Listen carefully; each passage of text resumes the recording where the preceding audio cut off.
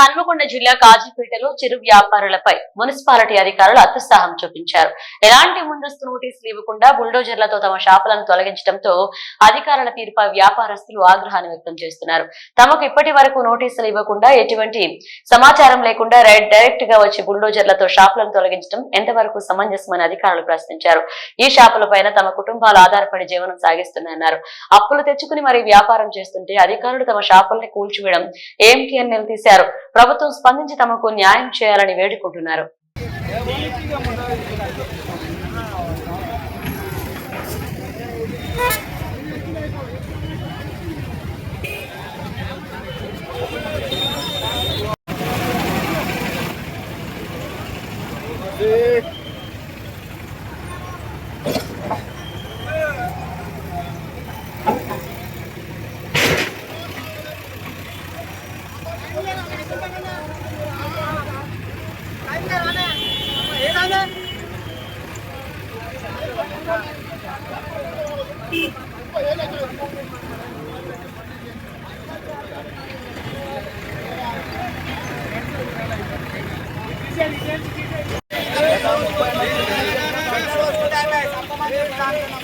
పీడపోతే